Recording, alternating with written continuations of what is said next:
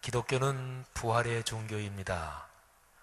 역사적으로 기독교가 시작된 2000년 전에 당시의 유대인들, 그러니까 이스라엘 민족이 하나님 신앙을 갖고 있었는데, 그 유대인들의 하나님 신앙과 기독교의 차이점이 무엇일까요? 그거는 십자가에 처형된 나사렛 사람 예수가 부활하셔서 하나님의 아들 예수 그리스도로 드러났습니다. 그래서 그거를 믿는 것, 이것이 기독교 신앙입니다. 우리의 신앙의 선배들, 그리스도인들은 이 부활의 복음 때문에 살았습니다. 그리고 이 부활의 복음 때문에 죽기도 했습니다. 그런데 요즘 우리가 믿는 신앙에서 부활이 길을 잃었다, 부활이 길을 잃었다, 이런 심정을 지울 수가 없습니다.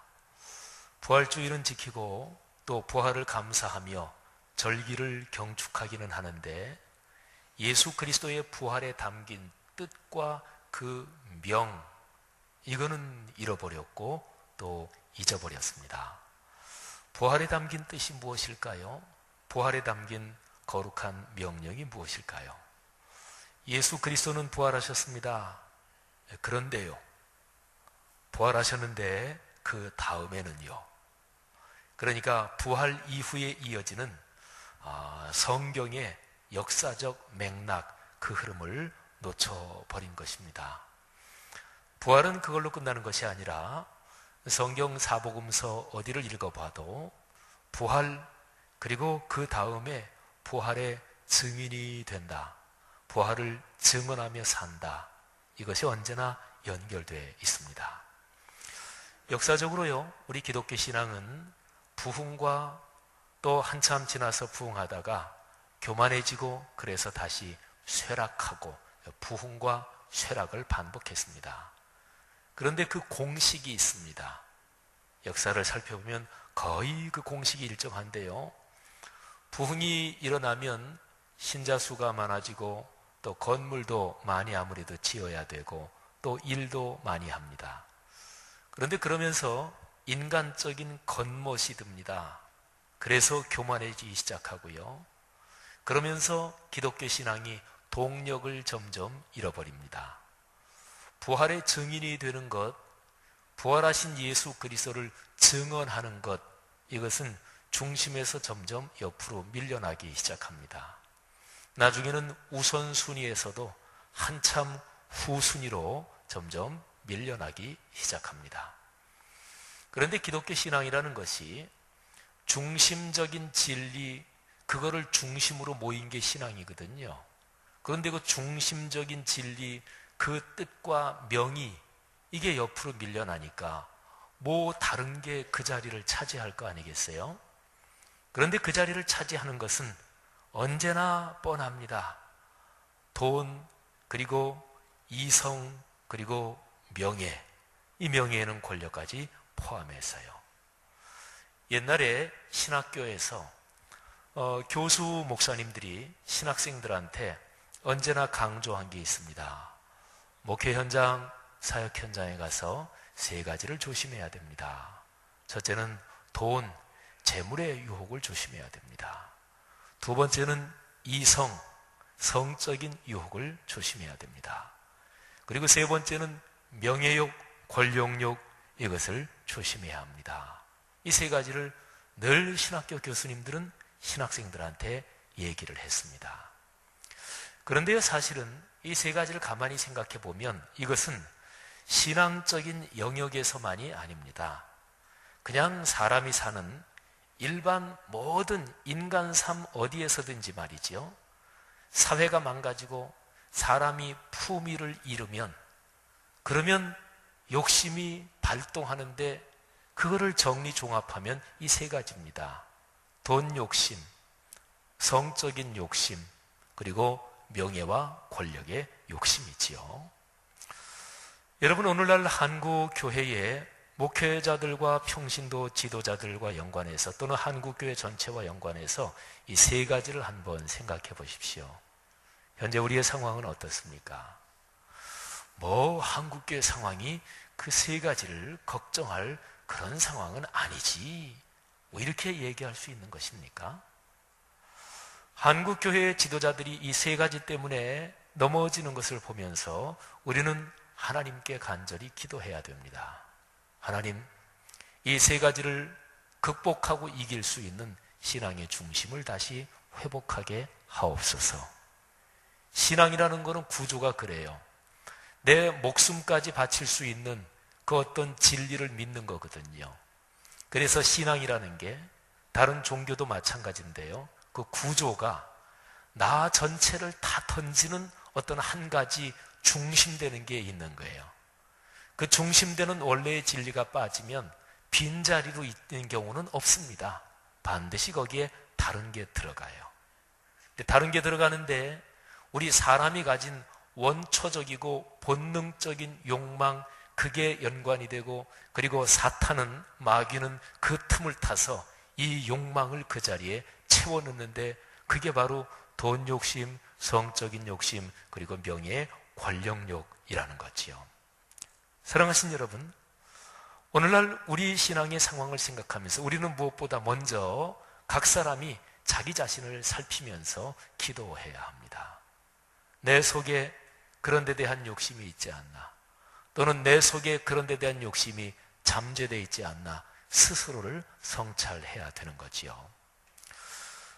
오늘날 한국교회 상황은 이 세 가지가 너무나 넓게 그리고 깊게 일반적으로 만연돼 있어서, 그래서 이 세 가지와 연관된 욕심을 어느 정도 부리는 거는 이게 잘못됐다, 이 생각도 들지 않는 것, 이게 큰 문제입니다.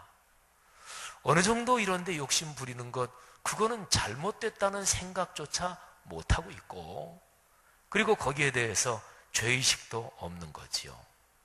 이 세 가지는 기독교 신앙을 타락시켜온 가장 근본적인 사탄의 공격 전술인데, 그러니까 비기독교적이지요. 사실은 반기독교적입니다. 그리고 이 세 가지가 어느 정도 이상을 넘어서고 예수 그리스도의 부활의 복음을 증언하는 여기에 어느 정도 이상 거침돌이 된다, 그러면 그것은 사실상의 배교입니다. 배교가 무엇입니까? 이 배교는 기독교 신앙을 떠나는 거지요. 그런데 배교하는데 기독교 신앙의 진리를 거절함으로써, 떠남으로써 하는 배교가 있고요. 기독교 신앙을 형식적으로는 떠나지 않지만 기독교 신앙의 다른 거를 첨가해서 중심 자리에 놓음으로써 사실상은 내용적으로 배교가 되는 그런 상황이 있습니다. 교회 역사에 보면 그런 게 꽤 많이 있습니다. 20세기에 기독교에 참 훌륭한 많은 사람들이 존경한 마틴 로이드 존스 목사님이 있습니다. 그분이 배교에 대해서 지난 세기에 다음과 같은 말을 했습니다. 우리가 금세기에 경험한 두 번의 세계대전은 지난 세기의 배교에 대한 하나님의 심판입니다. 저는 두 번의 세계대전에 대하여 이외에 더 적합한 다른 설명을 찾을 수 없습니다. 그러니까 20세기에 일어난 1차 세계대전, 2차 세계대전, 두 번의 세계적인 전쟁이 그 전 세기, 그러니까 19세기에 발생한 기독교인들의 배교 때문에 하나님이 인류 역사에 내린 심판이다, 이제 그런 얘기지요. 여러분, 요즘 남북 간의 무력 충돌에 대한 긴장이 높아지고 있고, 또 동북아시아 전체에 전쟁의 위기에 대한 걱정들이 많이 있죠. 이 상황하고 연관해서, 그리고 더군다나 우리가 요즘 이사야서를 묵상하고 있잖아요. 근데 이사야서를 가만히 묵상하면서 이렇게 저렇게 생각이 깊어질 수밖에 없습니다. 성경은요, 이 세상 전체 중에서 하나님을 명시적으로 믿는 사람들, 이 사람들이 배교를 하게 되면, 하나님이 신앙을 변질시키고 변하게 하게 되면 하나님이 거기에 대해서 심판하시는 것을 얘기하고 있습니다. 그러니까 우상숭배 또는 하나님의 자리에 다른 것을 거기다 갖다 놓는 이런 신앙의 사실상의 배교, 이게 정도 이상으로 깊어지고 그리고 만연되면 하나님이 거기에 대해서 반드시 심판하십니다. 이게 구약의 가르침이에요. 이사야서 말씀을 보면서 또 오늘날 우리가 살고 있는 이 주변 상황을 생각하면서 마음속에 여러 가지 생각을 갖게 되는데, 그런데 그 중에 마음에 분명하게 생각이 드는 것은 성경 말씀은 진리인데, 성경 말씀은 오늘날도 이루어지는데, 그렇다면 여기에서 우리 그리스도인이 걸어갈 길은 무엇인가, 이런 생각을 하게 되는 거죠. 우리 현재 남북관계 또는 동북아시아의 상황을 생각하면서 저는 어제 가만히 설교를 준비하면서 우리나라 대통령을 비롯한 지도자들의 마음을 위해서 기도했습니다. 또 이북 저 공산 집단의 권력을 쥐고 있는 사람들의 마음을 위해서도, 그리고 미국, 일본, 중국, 러시아 이 주변국의 리더십을 갖고 있고 결정권을 가지고 있는 지도자들의 마음을 생각하면서 간절히 기도했습니다. 그러면서 글을 하나 제가 썼습니다. 제목도 제가 붙여봤는데, 제목은 피 흘리게 마세요. 이것이 제목입니다. 길게 셈하면 싸워서 보탬인 게 있나 모르겠습니다. 더구나 피를 보는 싸움 말입니다. 과문의 선진 몰라도 저는 그런 거 들어보지 못했습니다. 발등에 떨어진 불이 급하고 코앞에 일이 먼저 나서 이해는 하지만 피의 싸움박질 상처에 역사가 날카롭게 엇배이고 삶, 고통, 시간, 이것이 화학 반응을 일으켜 사람이 괴이히 변합니다. 사람은 뒤틀리고 사실은 비틀리고 역사는 일그러지고 존재는 어그러지고 원한은 이글거리고 복수는 불타오르고 흐른 피에 젖어 피를 머금은 땅이 하늘에 부르짖어 하늘이 거칠어지는데, 하늘이 무섭다는 게 이런 때 얘기입니다. 피할 길 있는데 피를 보는 사람을 하늘이 벌 주지 않는 일은 없습니다. 피를 부를 수밖에 없는데 피하는 사람을 하늘아버지가 복 주지 않는 일은 없습니다. 여러분, 오늘날에 우리가 살고 있는 이 주변 상황을 생각하면서 피를 보는 일을 피해야 된다. 평화가 하나님의 뜻이다. 그런데 전쟁과 평화가 어디에 걸려 있습니까? 사회적으로 또 국제 정치의 역학 질서로 보면 여러 가지로 얘기할 수 있겠지만, 성경 말씀의 메시지로 본다면 전쟁과 평화는 큰 하나님의 섭리의 손길에 달려 있습니다. 여러분, 이것을 믿지 않을 수 있을까요? 그거 빼면 성경에서 얼마나 많은 부분을 제해버려야 될까요? 사랑하신 여러분, 성경의 이런 메시지를 다시 한번 마음에 끌어안으면서 우리는 기독교 신앙의 생명이 걸린 심장과도 같은 중심 지점을 다시 한번 생각해 보는 거지요. 그게 바로 부활신앙입니다. 부활신앙에 대해서 성경을 따라가 보는 거예요. 성경을 따라가 보는 거예요. 그냥 부활절, 부활주일, 그래서 우리가 부활절 준비하고 성가대도 부활절 칸타타 준비하고 부활절 이런저런 행사하고, 그리고 거기에서 끝나는 그런 부활절 말고 성경이 얘기하는 부활절, 부활의 신앙, 그 흐름을 따라가 보려고 하는 거지요. 그래서 그 흐름에서 우리가 살펴봐야 될 아주 중요한 것이 누가 사도행전, 누가복음 사도행전 이 연결입니다. 누가복음과 사도행전 이 두 권의 책은 한 사람이 썼습니다. 그 사람 이름이 누가라는 분입니다. 그래서 누가복음은 그분 이름을 붙여서 누가복음서 이렇게 얘기하고, 그리고 사도행전도 그분이 썼습니다. 누가복음은 전편이고 사도행전은 후편입니다. 그래서 전편 제일 마지막 부분하고 후편 첫 부분은 이거는 연속되는 메시지에서 서로 이어져 있습니다. 오늘 그거를 이어서 한번 읽어보면서 그 맥락을 살펴보려고 합니다. 예수님이 부활하시고 난 뒤에 부활 이후에 진행되는 상황에서 아주 중요한 메시지가 세 가지 있습니다. 첫 번째는 예수님께서 이렇게 말씀하십니다. 부활하신 예수님께서 제자들에게, 그리고 예수님을 따르는 사람들한테 첫째로 너희가 증인이다. 두 번째로 증인이면 나가서 증언해야 되잖아요. 그런데 아직 나가지는 말아라. 그래, 두 번째 메시지가 뭐냐면 기다려라, 머물러라. 이게 두 번째 메시지예요. 세 번째 메시지는 기다리고 머물라는 이유하고 연관이 되어 있는데, 내가 내 하늘아버지께서 약속하신 거룩한 하늘의 능력을 너희에게 보낼 것이다. 너희가 능력으로 옷 입혀질 것이다. 덧입을 것이다. 그게 바로 성령이 오신다는 그 약속이죠. 다시 정리합니다. 세 가지입니다. 너희가 증인이다. 두 번째로, 그러나 나가진 말고 머무르고 기다려라. 세 번째는 하늘의 능력이 너희에게 내릴 것이다. 성령이 너희에게 오실 것이다. 이 세 가지가 아주 중요합니다. 이 세 가지 메시지를 예수님께서 말씀하시고 나서, 그리고 이제 누가복음 24장 제일 마지막 부분 50절에 보니까 예수님께서 그들을 데리고 베다니 앞까지 나가셔서 손을 들어 그들에게 축복하시고 그리고 하늘로 올려지십니다. 그리고 52절, 그 사람들은 큰 기쁨으로 예루살렘으로 돌아갑니다. 그리고 누가복음 제일 마지막 절, 드디어 53절, 다음과 같이 기록이 됩니다. 53절이 이제 사도행전 1장하고 연결이 되는 부분이니까 아주 중요하지요.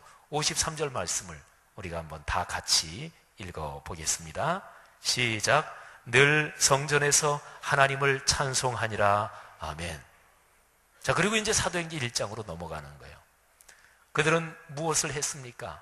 예수님이 세 가지 말씀을 하셨어요. 너희가 증인이다.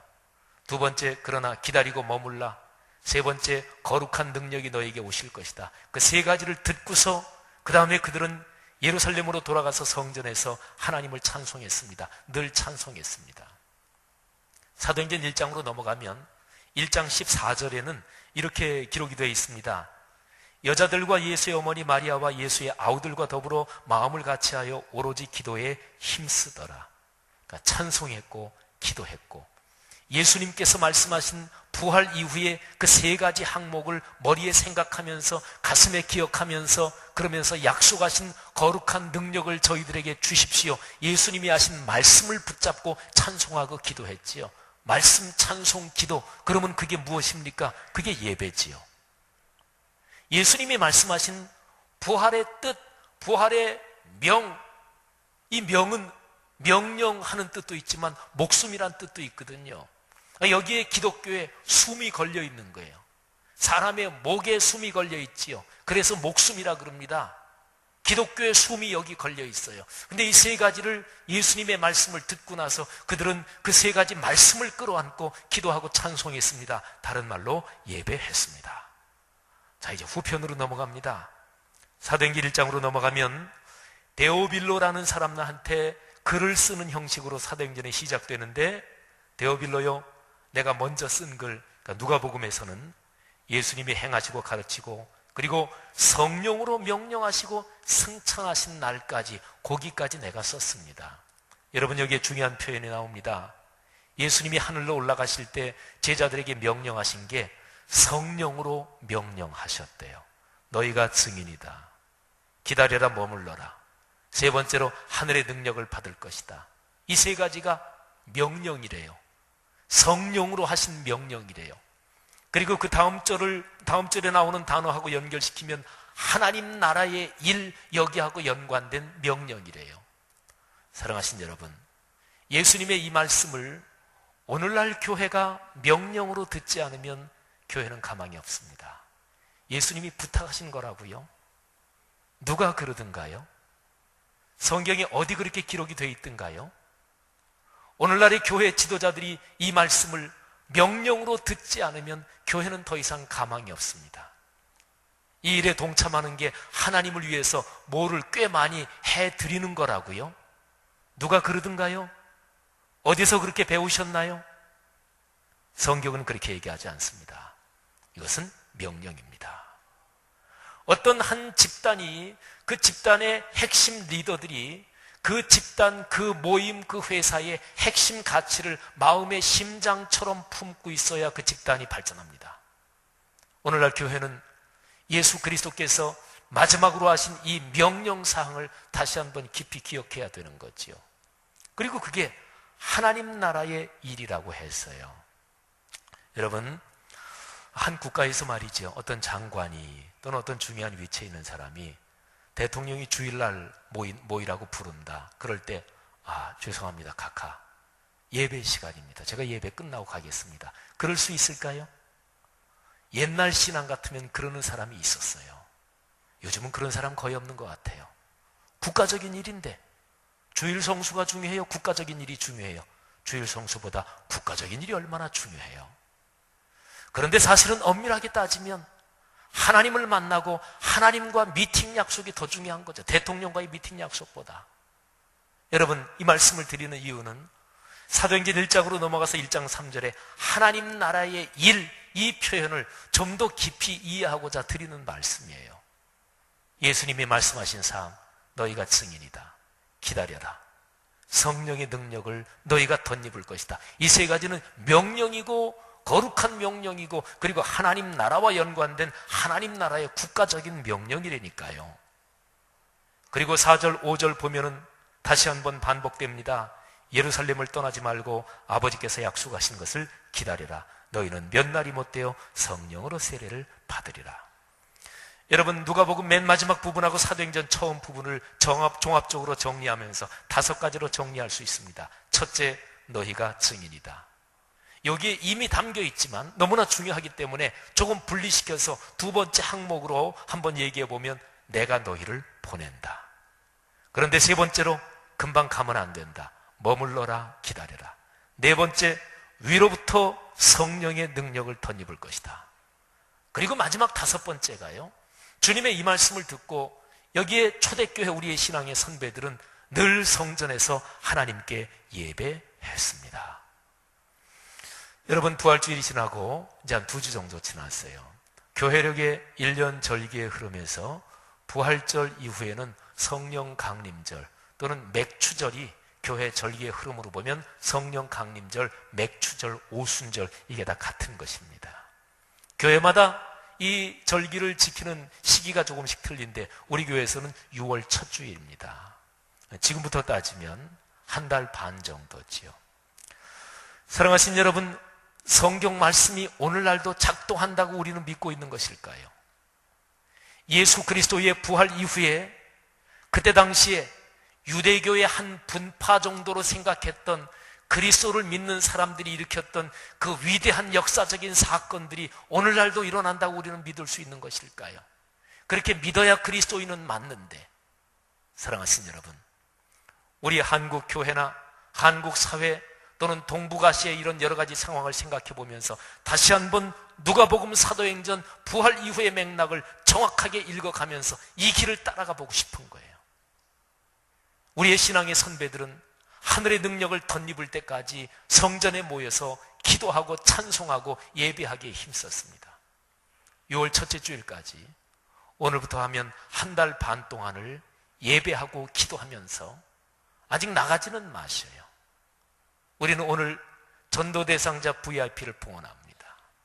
우리 아까 장로님도 기도해 주셨듯이 하나님 나라의 확장, 이게 기도의 표현에 있는 대로 정확한 표현입니다.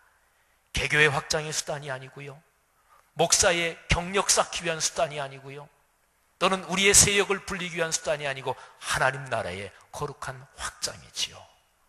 사랑하신 여러분, 우리가 성령 강림절까지, 맥추절까지 하나님 앞에 예배하기에 힘쓰면 여기에 누가복음 마지막 부분, 사도행전 첫 부분에 있었던 초대교회의 거룩한 성령의 능력이 우리에게 오실까요?